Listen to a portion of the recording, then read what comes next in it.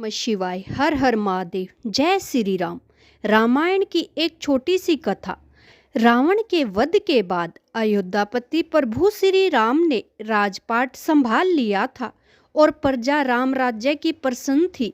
एक दिन भगवान महादेव की इच्छा श्री राम से मिलने की हुई। माता पार्वती जी को संग लेकर महादेव कैलाश पर्वत से अयोध्या नगरी के लिए चल पड़े। भगवान शिव और माता पार्वती को अयोध्या आया देखकर श्री सीता राम जी बहुत खुश हुए।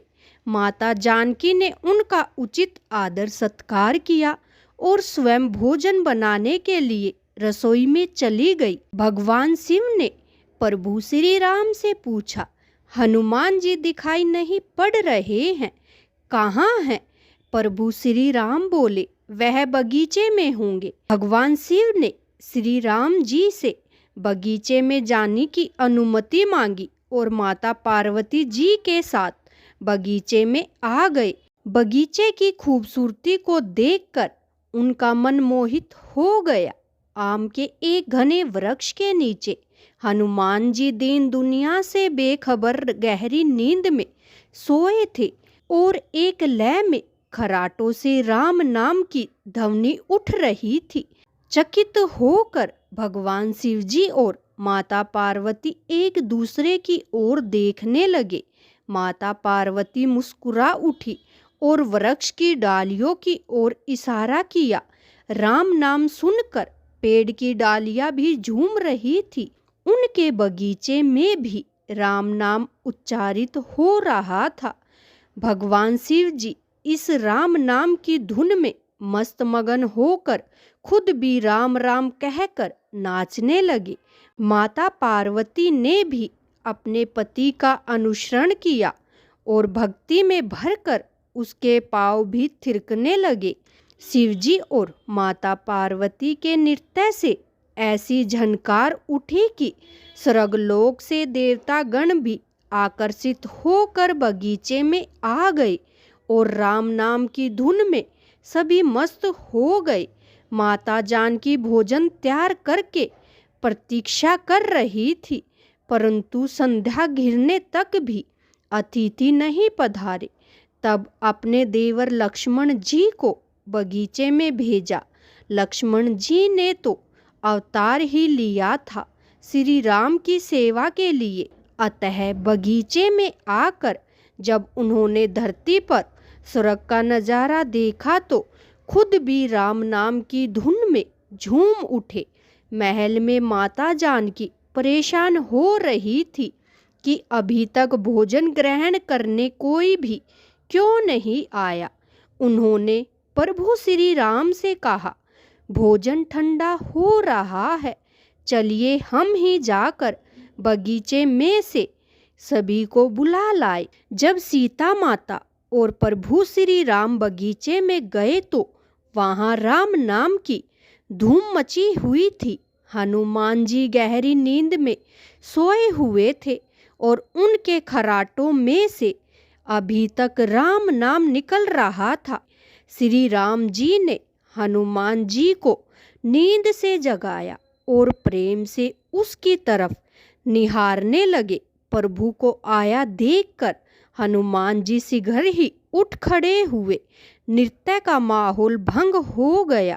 भगवान शिव भी खुले कंठ से हनुमान जी की राम भक्ति की सराहना करने लगे।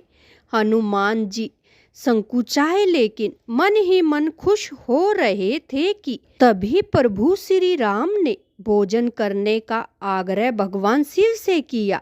सभी लोग महल में भोजन करने के लिए चल पड़े।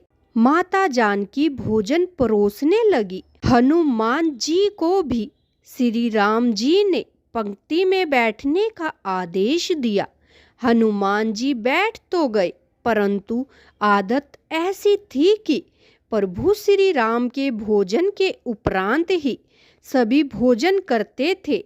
आज श्री राम के आदेश से पहले भोजन करना पड़ रहा था। माता जानकी हनुमान को भोजन परोसती जा रही थी, पर हनुमान जी का पेट ही नहीं भर रहा था।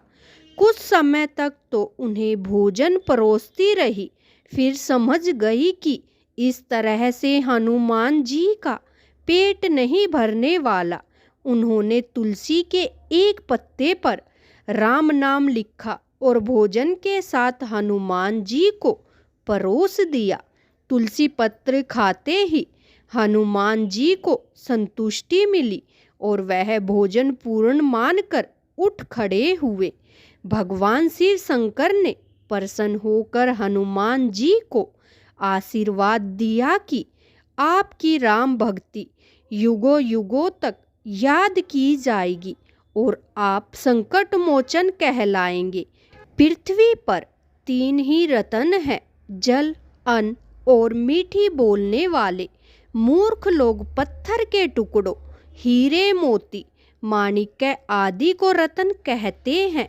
आइए इससे अगले प्रसंग में कुबेर के घर से बेहतर समझते हैं।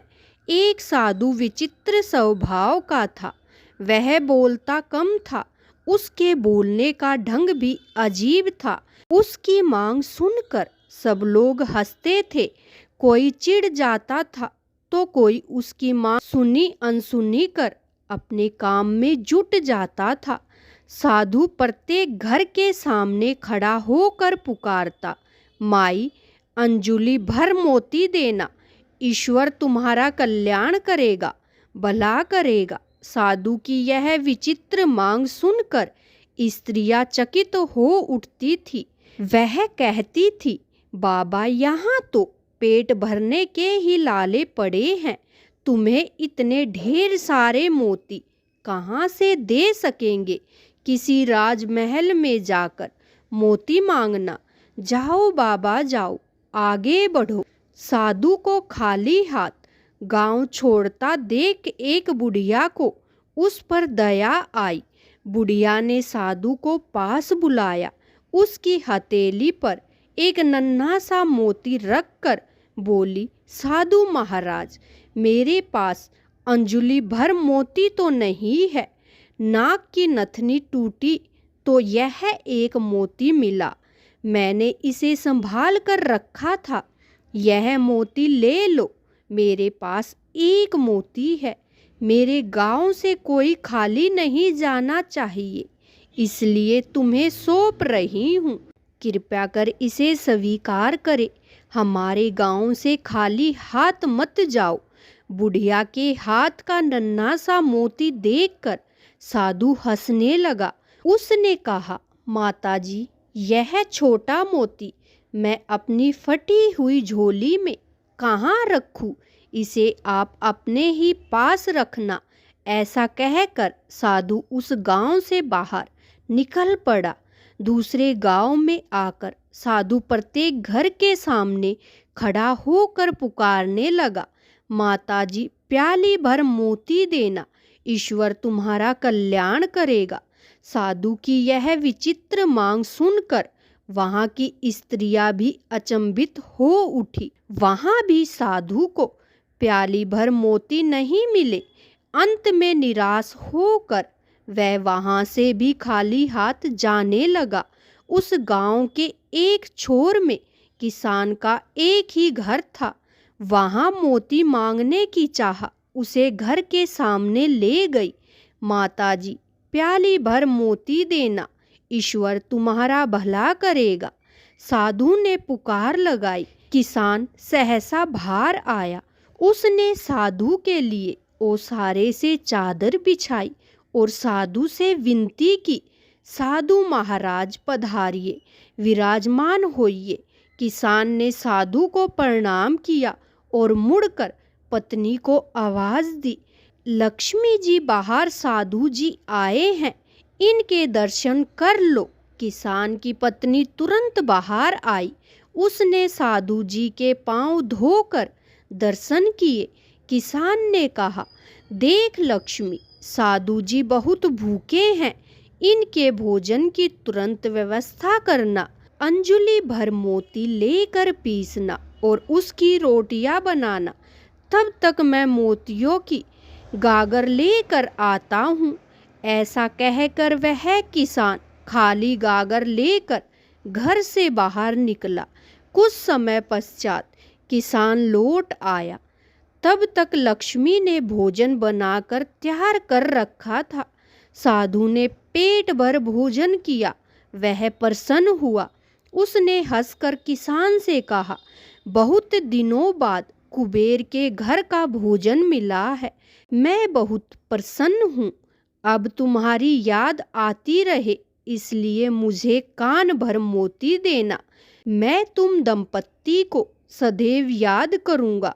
उस पर किसान ने हंसकर कहा, साधु महाराज, मैं अनपढ़ किसान आपको कान भर मोती कैसे दे सकता हूँ।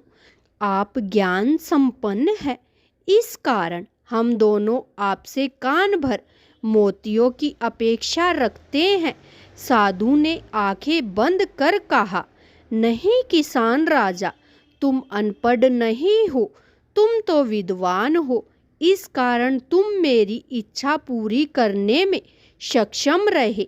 मेरी विचित्र मांग पूरी होने तक मैं हमेशा भूखा प्यासा रहा। जब तुम जैसे कोई कुबेर भंडारी मिल जाते हैं तो मैं पेट भर कर भोजन कर लेता हूँ। साधु ने किसान की ओर देखा और कहा, जो फसल के दानों, पानी की बूंदों और उपदेश के शब्दों को मोती समझता है, वही मेरी दृष्टि में सच्चा कुबेर का घर है। मैं वहाँ पेट भर कर भोजन करता हूँ। फिर वह भोजन दाल रोटी हो या चटनी रोटी, प्रसन्नता का नमक उसमें स्वाद भर देता है। यहाँ आतिथ्य का वास है, वहाँ मुझे भोजन अवश्य मिल जाता है। अच्छा, अब मुझे चलने की अनुमति दे। ईश्वर तुम्हारा कल्याण करे। किसान दंपत्ति को आशीर्वाद देकर साधु महाराज आगे चल पड़ा। आपको यह कहानी कैसी लगी कमेंट कर कर बताइए। ऐसी ही वीडियो देखने के लिए चैनल को सब्सक्राइब कीजिए और वीडियो को लाइक कीजिए। वीडियो देखने के लिए आपका बहुत बहुत धन्यवाद।